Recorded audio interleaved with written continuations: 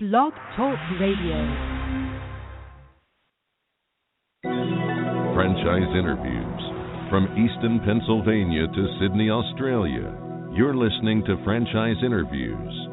Franchise Interviews. Blog Talk Radio.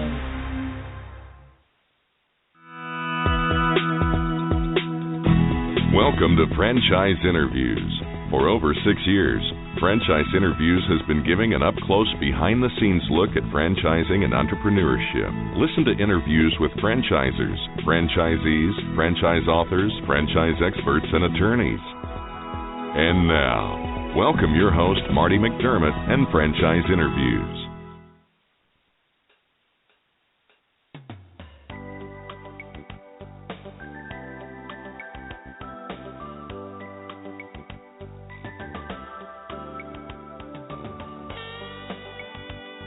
Hi, everyone, and welcome to a very special edition of Franchise Interviews, where for over 8 years, we've been asking the entrepreneurs one-on-one. I'm your host, Marty McDermott, and I'm the president of Franchise Interviews, and we have a great show today. We're meeting with Leeward J, the president and CEO of Big Frog. We're also meeting with Ronald E, vice president and COO of Big Frog, and Dr. Tina Bacon-DeFrece, executive vice president of Big Frog. And Big Frog's digital print on apparel capabilities make them a unique franchise opportunity because no one does what they do. I'm going to talk to Leeward, Ronald, and Dr. Tina about that in just a moment on Franchise Interviews. So stick around because we have a great show.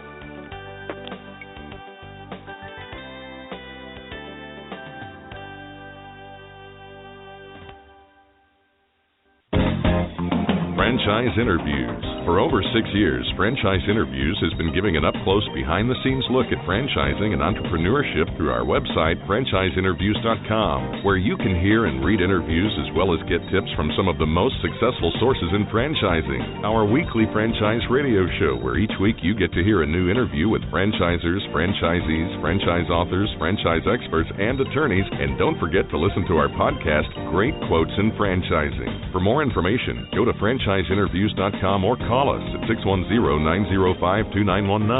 That's 610-905-2919.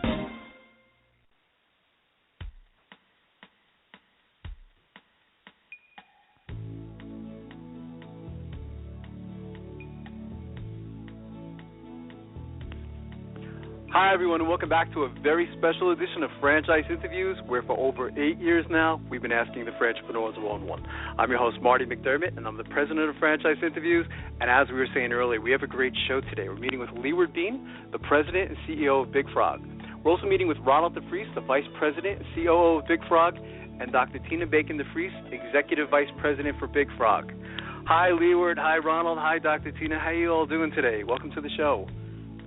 Hi, Marty. Howdy. Hi. How's everyone doing today? Great, thanks. How about you? It's cold up here, Dr. Tina. I hope you guys don't rub it in. We always like to ask our guests where you're calling from today, so and I have an idea of where you're calling from. So why don't you let our guests know where you're calling from today? We're in delightful downtown Dunedin, Florida. We're a suburb of Tampa on the Gulf Coast, and so we're sitting presently about 5 blocks from the Gulf of Mexico. So. You're rubbing it in, aren't you? Well, with the wind chill factor, Marty, it's 78 here today. It is. Okay, well, now I feel bad, right? It's 32 degrees up here in Easton, Pennsylvania, and it feels like winter is hit. But I'm really excited to have you on the show today. And this is where the headquarters is actually located, right? That's correct. Okay, that's fantastic. One of the several factors that impressed me about Big Frog is the experience of your leadership team. And a common theme on our show over the last 8 years is to our listeners is to look towards the experience of the leadership before purchasing a franchise opportunity. And Leeward, I thought I would start with you. I mean, it sounds like all of your experience when I was reviewing your biography has kind of led you up to Big Frog, hasn't it? It really has. I started in 1970 working for Burroughs Corporation, selling mainframe computer systems. Right. And in the mid-'70s, somebody invented a thing called a chip. And, of course, we all know what happened to hardware cost over the last 30 years. So sure. In 1976, I joined the Polaroid Corporation, and I spent 17 years with Polaroid and left them as their worldwide director of business imaging. And that was really a wonderful education for me, and the fundamentals of business through corporate America. And then in 1990, I left Polaroid and came back to Clearwater, Florida, which is my home, and joined two scientists, and we started a company called Ocean Optics. And we invented the world's first miniature fiber optic-based spectrophotometer. Wow. And we grew that company from $0 in 1990, and when we sold it in 2004, we were doing about $60 million in gross revenue, had 250 employees, and well over 400,000 square feet of facilities all over the world. Wow, it's an incredible story, Leeward, as I listen to it. I mean, your life is like a puzzle, you know, where you're kind of in the beginning, and then you put the pieces together, and it seems to all make sense how you are where you are today. Yeah, it's been a fabulous run at it, and a lot of good times along the way. That's interesting. In looking at your background too, Leeward, is I saw that you also enjoy mentoring young entrepreneurs, and I had the opportunity of doing that for 4 years. There's a group called the Collegiate Entrepreneur Organization, and I was a faculty advisor for that group. And I thought that was interesting that you worked with young entrepreneurs as well. Maybe you could talk a little bit about that. Yeah, franchising has been wonderful to us. Everybody in the franchise industry has been helpful in us being successful and us growing our brand. And it's a great time to give back or give forward or however that goes. But I find it very enjoyable, and you know, at my age, that's all we have to give is our experiences and that. So I've really enjoyed it a lot. That's great. That's fantastic. Ronald, how about yourself? Maybe talk a little bit about your background and how you got to Big Frog. Sure. You know, I have a strong background in science and specifically electronics and electro-optics or laser systems. Yeah, so I spent 10 years in engineering working for a Department of Defense company, cutting-edge laser designation, rangefinder systems, that kind of thing. When I left this particular company, I found Ocean Optics, and as Leeward mentioned, the world's first fiber optic spectrophotometer. Right. And the applications for this technology were endless. I mean, literally, we were working in every discipline of science. So I started there in a manufacturing capacity and then moved on to sales and marketing, which I absolutely loved because I really enjoy spending time with people.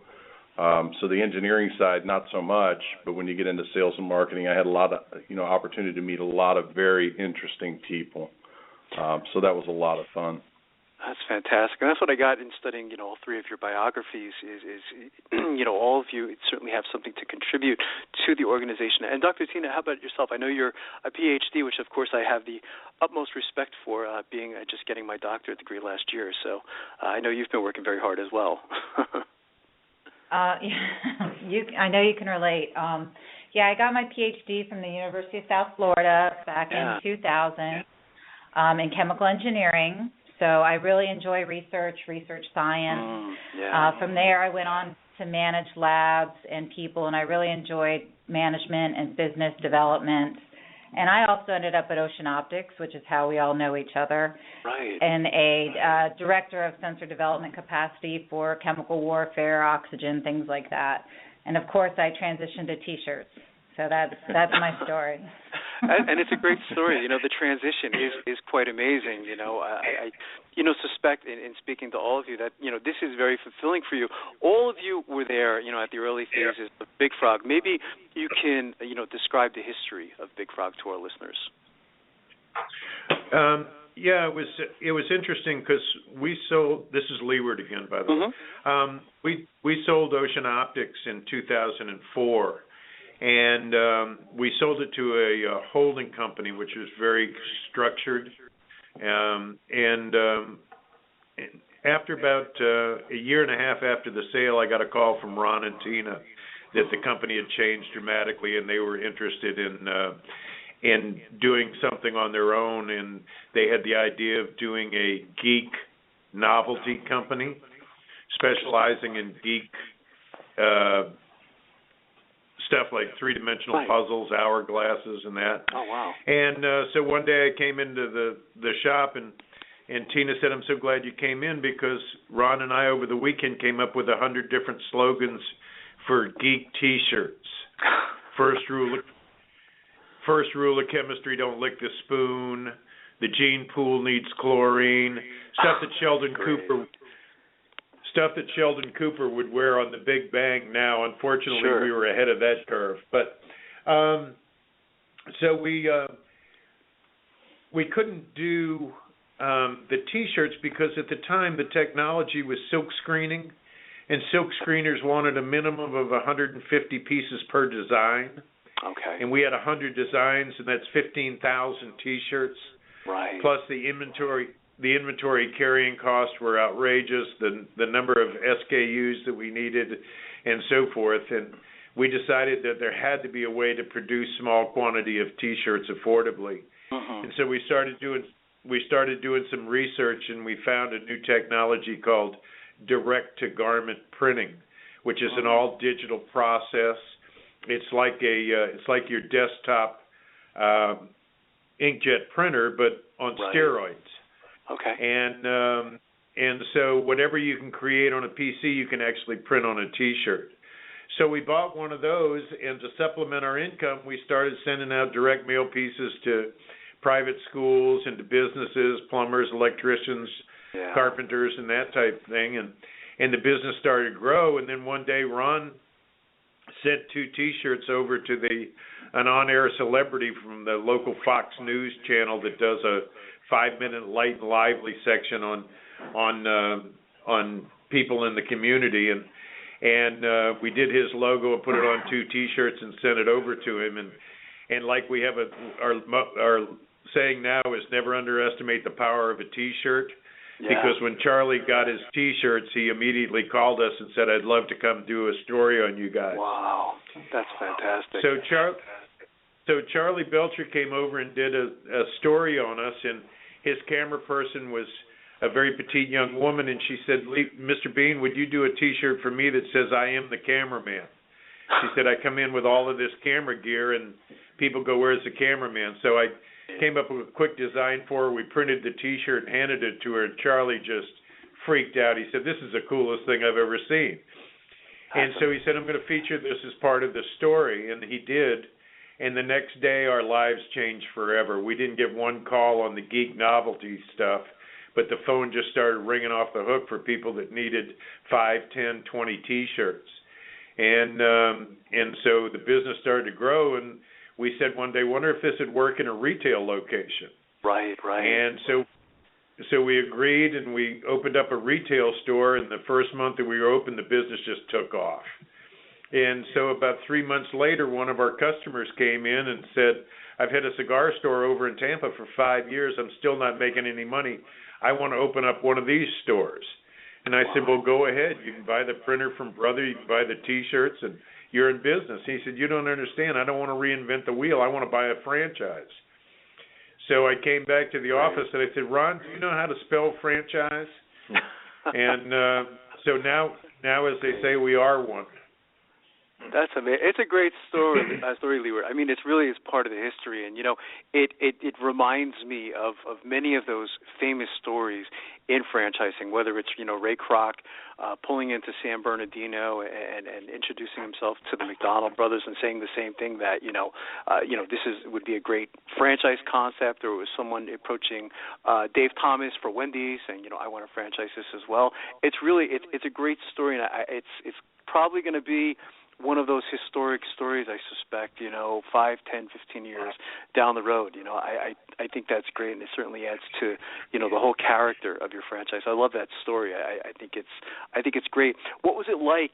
What was the feeling like, really for all of you? I mean, when you opened up, your first franchise, or your first couple of franchises anyway. I mean, what was that feeling like for you?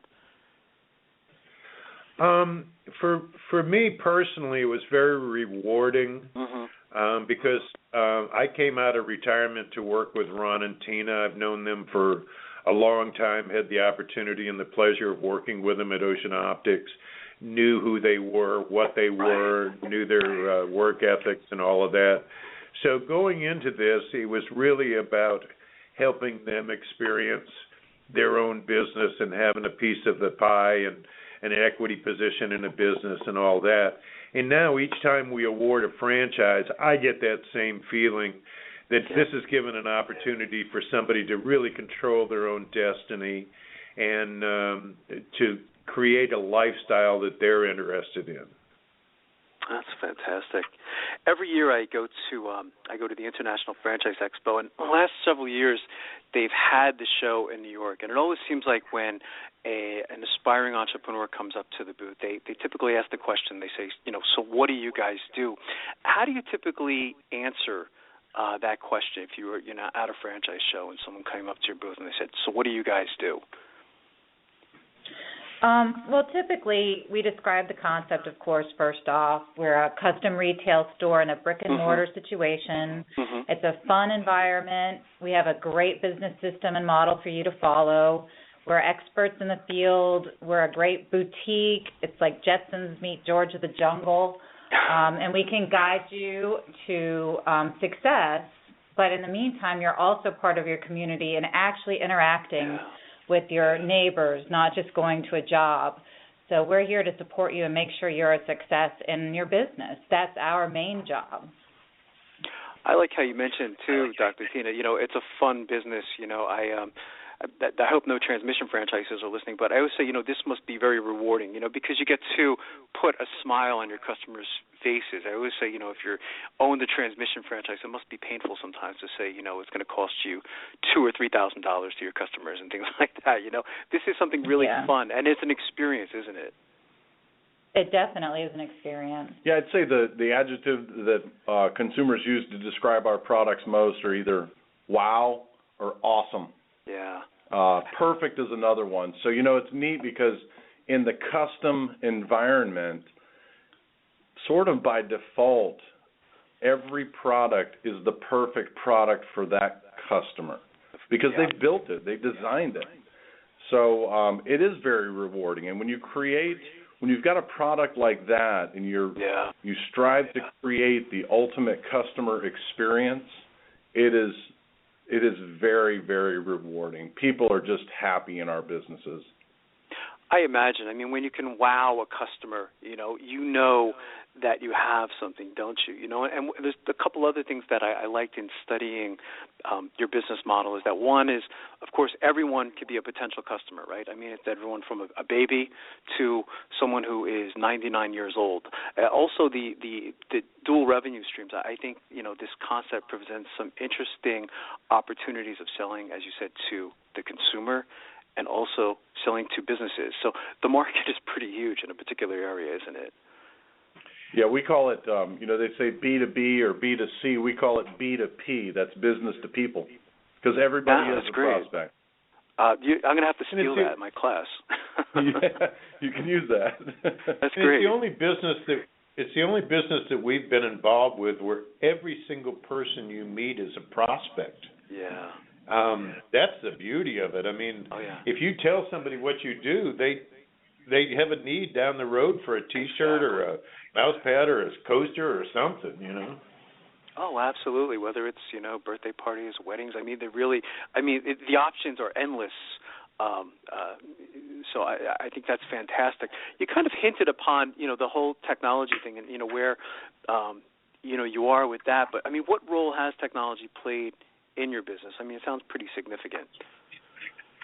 You know what? It's really twofold. It's I'll talk a little bit about the DTG technology itself. That's the enabler for our business concept. So we've taken, an industry that's hundreds, if not thousands, of years old, and when it goes digital, there's a huge impact on the industry, and that's what we've found. It's the digital component, this direct-to-garment printer, that really drives our business model. So that part of that technology component is critical to our success. Right. But I'd say the other part of it is, and I'll let Tina address this, is really what we can do in the digital world from a marketing standpoint. Right. I find that digital marketing is really the most cost-effective way to reach the customer. So we've focused a lot on getting our stores search engine optimized for organic ranking. Right. We do a lot of, as I'm sure all the service industries do, we focus on Yelp and Google+. But one of the components that I also think is really important is we did invest in a complete intranet structure. So all of our stores can communicate via forums, libraries, almost a Facebook-like interaction that has been really instrumental in enabling communication with all the other owners. So, just technology has really allowed our owners to succeed.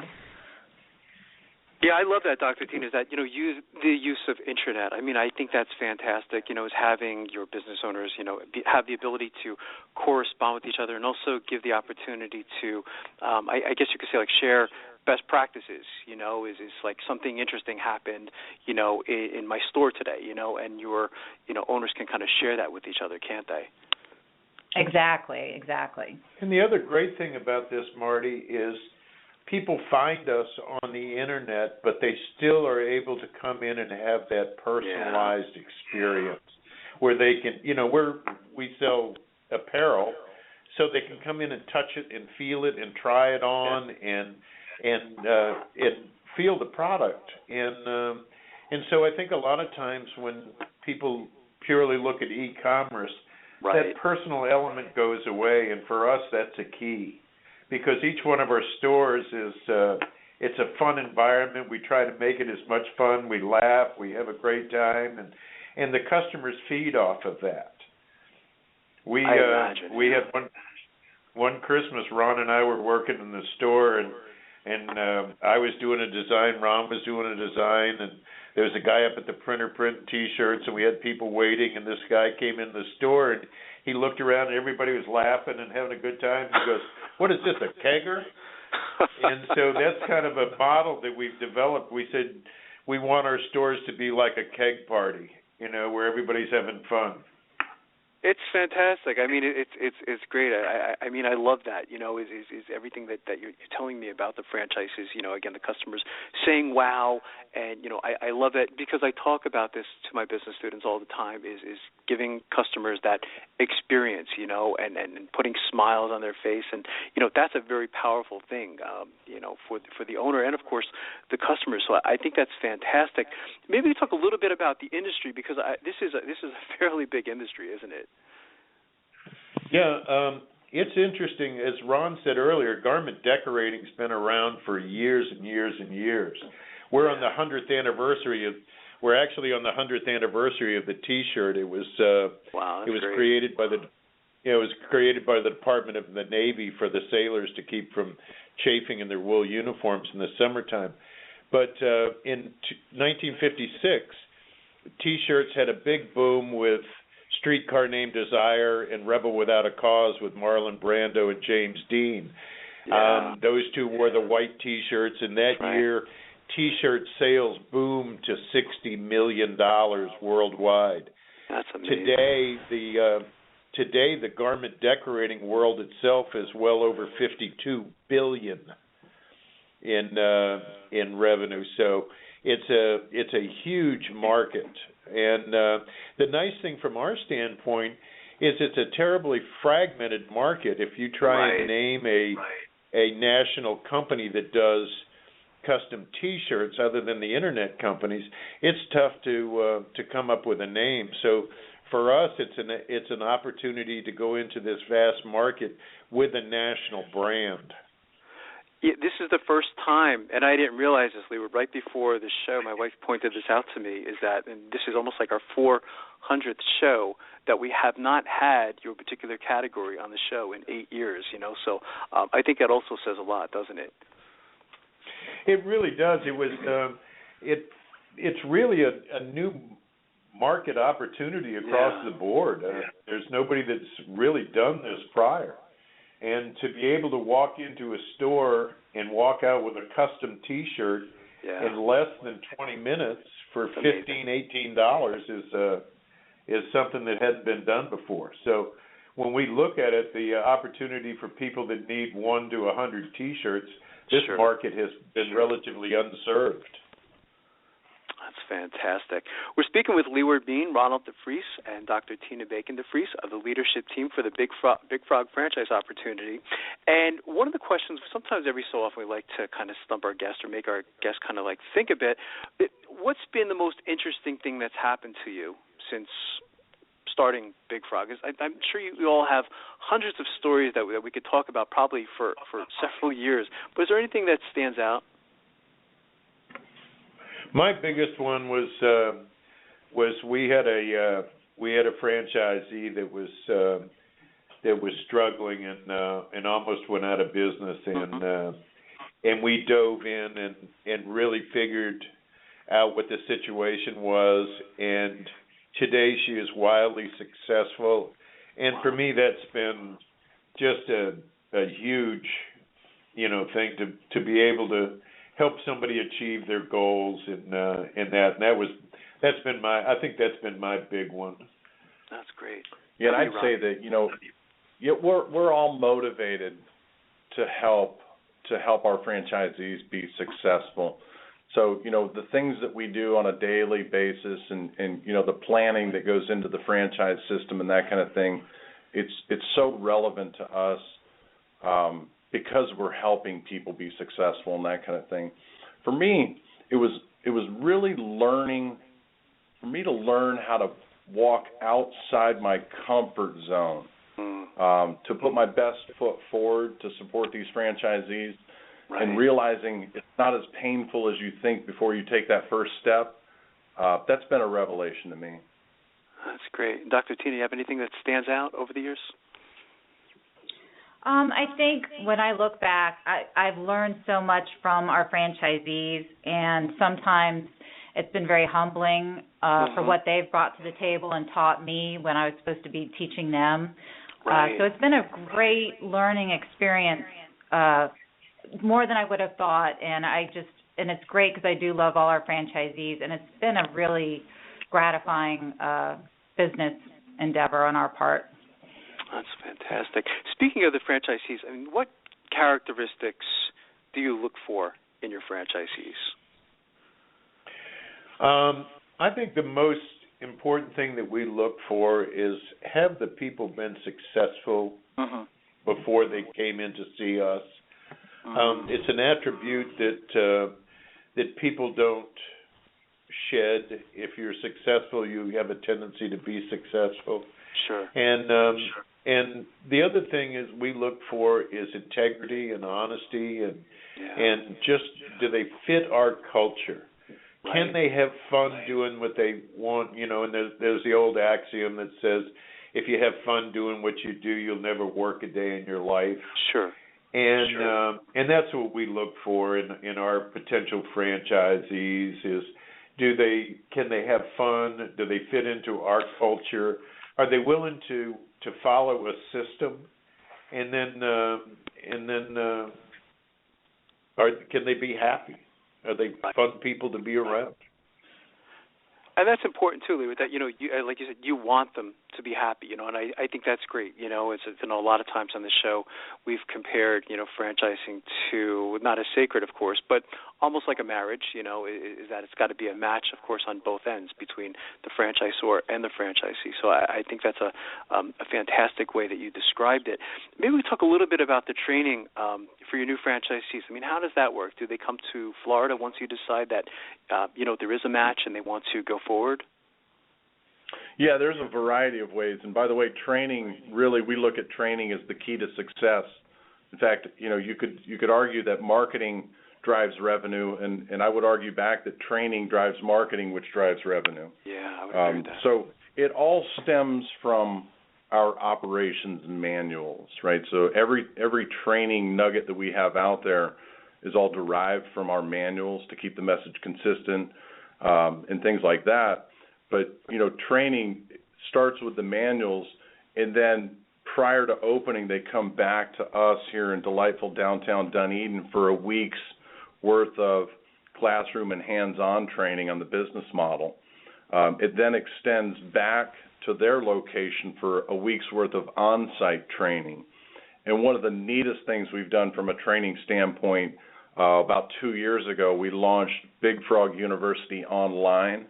Wow. So we've got dozens of online courses that our owners and their employees can take to get up to speed with our business model and our brand and our culture. So the learning management system has really been a game changer from a training standpoint.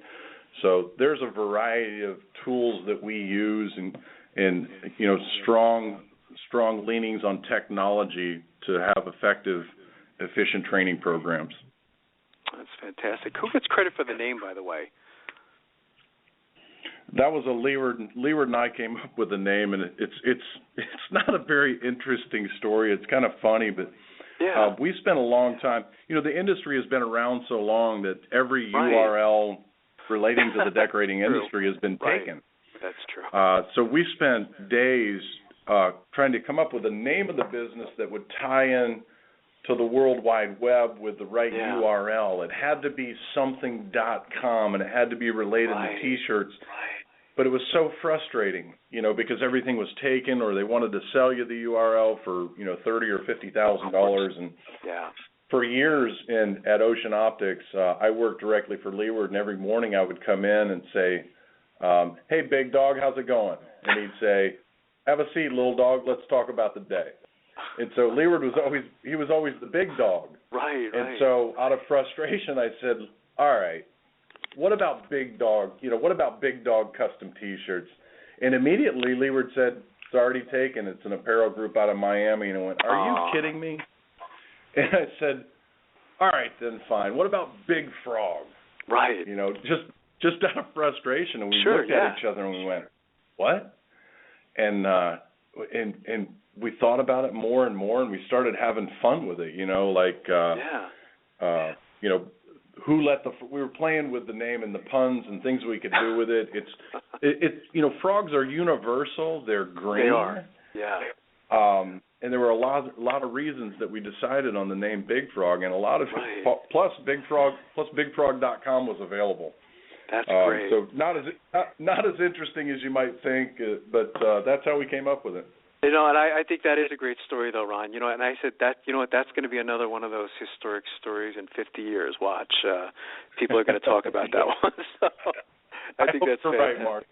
Absolutely, that's just fantastic. Maybe we could talk a little bit about, what's a typical day like for our listeners? They're listening in, and we call them aspiring franchipreneurs. They have it in their mind that they want to buy a franchise. Maybe they don't have particular experience with this type of model, but they're saying, "Wow, this sounds really interesting."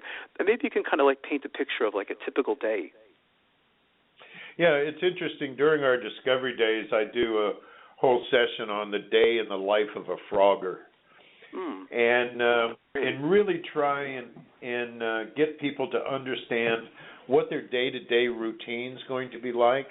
And it's not much of a routine, but they come in and really get the store team in place and what they need to do for the day. And we always tell our franchisees the key to success is to work at the business and not in the business. Yeah. And it's so easy for all of us to get mired in the mundane day-to-day operations, and we try and teach our franchisees to get out of the store. The designers and the store manager can run the store. Your job is to be the face of the Big Frog in your community, and to get out and network. There's no selling involved in our concept, but there's a lot of just getting out into the marketplace. It's the only business that, as I said, that we've been involved with where every person you meet is a customer. So the more people that you meet through the Chamber of Commerce, through your networking events, through philanthropic organizations, through volunteer work, through events and festivals, all of those things, it's just the more people you meet, the more prospects you'll have. And you don't meet new prospects in the store. So it's imperative that they spend the majority of their day driving business into the store. And it's not selling, it's just going out and saying, "Hi, you know what I do?" So It's informative, Leeward. It's not persuasive at all. It's just really letting people know who you are, what you do, and as you said, everyone has that need. It's not like you have to persuade someone into buying your product, do you? So it is. It's not a hard sell at all, is it? Or even a no, sale? it's really not. It's you still do the survey part of every opportunity. How can we help you and that type of stuff. But the customers will come in and say, I need this for this, and as I said, everybody's a prospect. You know what else is kind of neat, Marty? About a couple of years ago, we really had a shift in the dynamic and how we approached outside organizations. Right. And you're not out there selling, but if I can go to a nonprofit and say, I'd like to help you raise awareness and I'd like to help you raise funds. Right. We can do both of those things with custom T-shirts, right? So we can use T-shirt as a catalyst for a nonprofit to sell T-shirts to raise funds, and we do that a lot. But the message on those T-shirts, as it relates to a charity, can propagate the message, can create awareness. So it's one thing to go into a business and say, I'm here to sell something. Right. It's a whole other thing to a business and say, I'm here to help you either create a profit center or raise awareness. And that's a really neat position to be in. You provide a solution to their problem, Ron, which is common really for a lot of businesses, isn't it? Is that they all, most businesses want to create awareness, don't they? Whether it's a nonprofit or a profit, it really is that universal need, which is one of the many things I love about your business model. Our listeners, again, we call them aspiring franchipreneurs, and we find like a lot of them are lost because most of them, they kind of have it in their mind. They want to buy that franchise, but they just don't know where to begin because I think today we're up to something like 75 or 80 industries. There's like 3,000 or 4,000 different types of systems out there. So many of them just don't know where to begin. So what advice would you give to our listeners in their quest for buying a franchise? I'd say do your research and find the business concepts that match your strengths and your personality. I could never do food. I was not built for food. Yeah. But T-shirts was easy for me, so that would be my advice is do your research, find the concepts that match your personal strengths and your personality. And I think that's go ahead, Tina. I was going to say, I would also say make sure you talk to the other franchisees. Some franchisors and systems are really strict and tell you exactly what to do all day, and other ones allow you to be a little bit more of an entrepreneur in your business.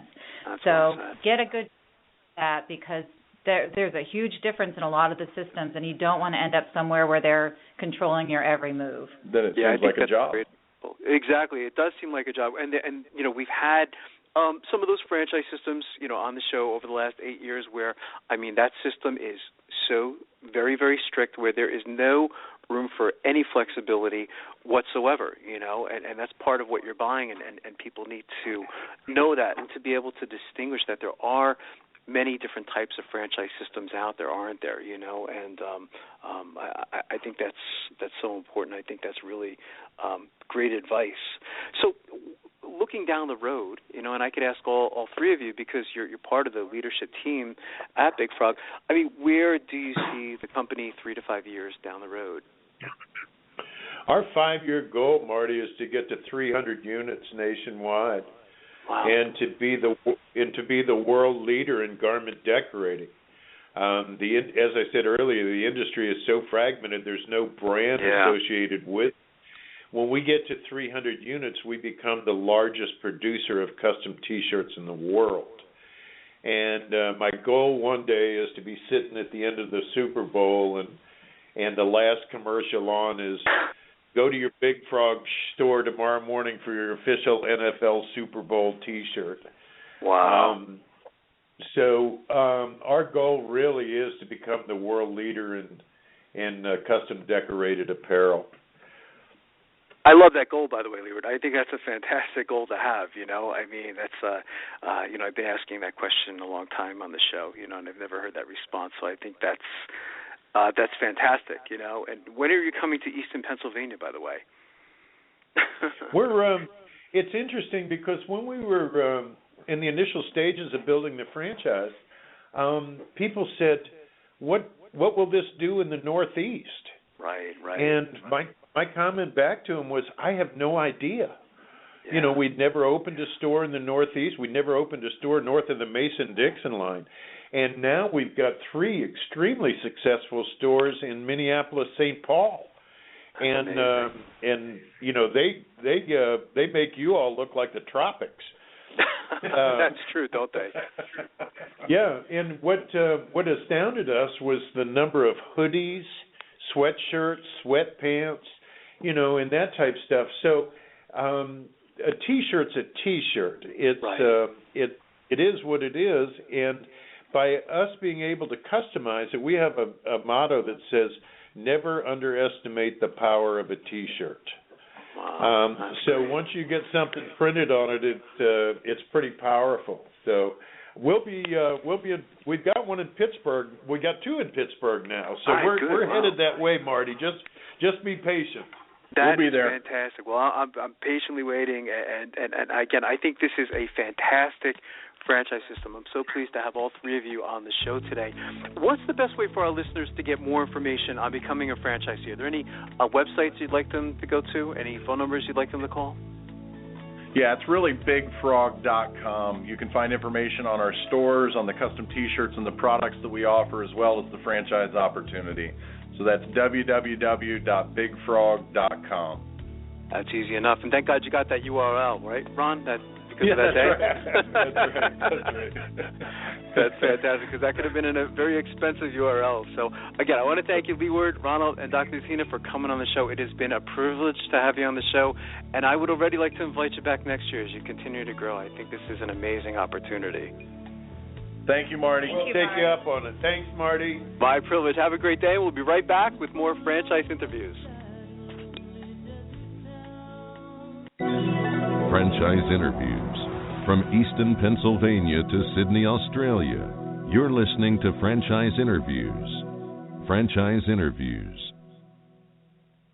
Franchisers, are you looking to reach aspiring entrepreneurs looking to buy a franchise? Are you looking to reach a highly educated audience on franchising? For over 8 years, Franchise Interviews has been giving an up-close, behind-the-scenes look at franchising and entrepreneurship through our website, franchiseinterviews.com, where you can hear and read interviews as well as get tips from some of the most successful sources in franchising.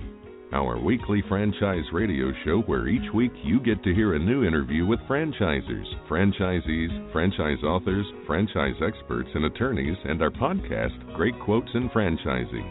For more information, go to franchiseinterviews.com or call us at 610-905-2919. That's 610-905-2919.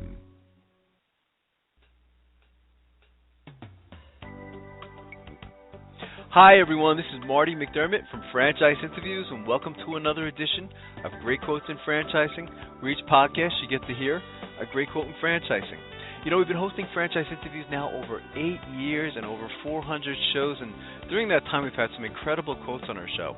Today you're going to get to hear from Chris Simic, who is the founder of FranchiseTeacher.com, and Chris has over 30 years of business and franchise experience as an independent business owner, a franchisee, and a franchisor. And Chris said something very profound that we haven't heard on our show in over 8 years. He mentioned that you have to almost work harder to fail at franchising than to succeed in franchising, and he explains why. Most people, about 90% I think I've seen, buy a business other than they first looked at. Wow, that's amazing. So it's interesting, isn't it? I mean, that's a big number too, isn't it, Chris? You know, that most people, they go in with these certain expectations and they come out with something different, and I find that fascinating. I absolutely, it never ceases to astound me, but I think that speaks to the value of franchising as a business model and a business method, because people don't have to be in something just because they know it. And quite candidly, sometimes getting involved in a business that you would rather do that you were not involved in allows you the luxury of taking a new career path and to develop something you never would have had the opportunity to had it not been, systematized and prioritized for you. In franchising, it's said that you have to really almost work harder to fail than to succeed, because if you have a good franchise system, if you follow directions, you have to almost purposely not follow them to not do well. That's true. That's fantastic. We have this great quote in franchising. I think we're going to put that one in there, Chris. I think that's very original, and it's very true.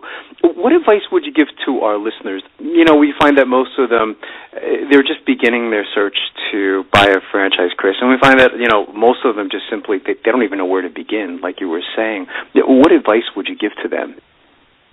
I do, when I speak to people looking at franchise, I give them three different pieces of advice. One, make sure you're looking for a business for the right reason. A lot of people have things happen in their life. They lose a job or something happens, and they react and maybe say, well, okay, maybe I'll go buy a business. That may not be the reason to do it versus having the luxury of selectivity that here's my opportunity that was created by some adversity. Second thing is that they have to make sure that they are able to be franchisees, that not everybody is designed to be able to follow the systems, procedures, and the processes it takes to be a successful franchise owner.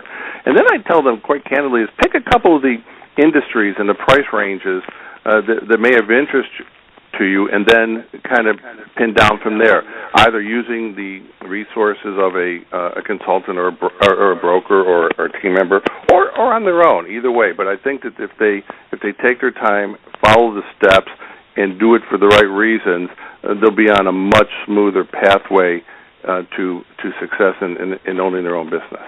That's well said. What's in the future then for a franchise teacher, Chris? I mean, where do you see the company 3 to 5 years down the road? Well, Marty, we've been extremely fortunate and blessed that the business has been around, through Century Franchise Group for many years. And our new franchiseteacher.com has taken off. We're representing right now, 7 plus brands. I think in 5 years, our focus will really be even more fine-tuned as the consumer or the prospective business owner is looking for more and more specific information.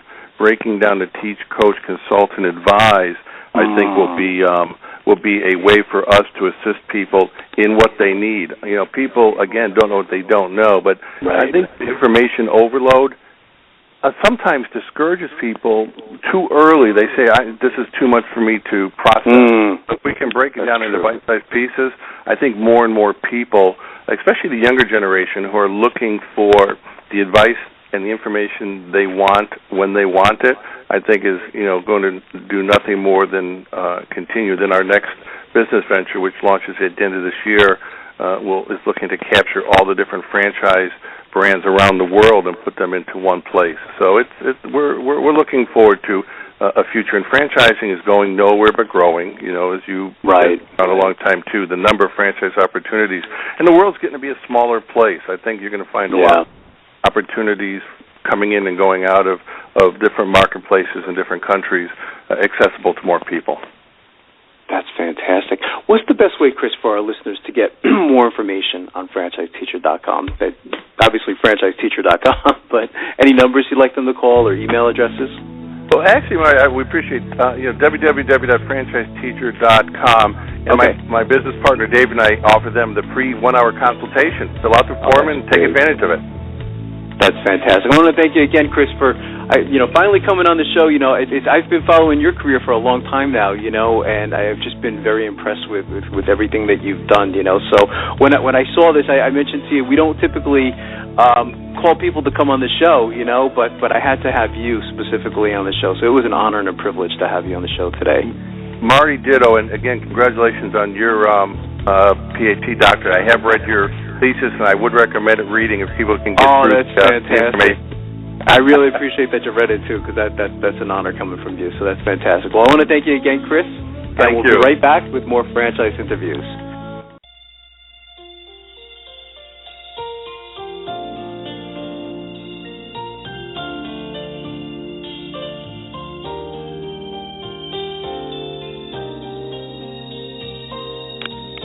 Thanks, everyone, for listening. This was our 400th show and 8th-year anniversary, so thanks again for making the show such a big success, and we'll see you next week with another edition of Franchise Interviews. Happy holidays, everyone.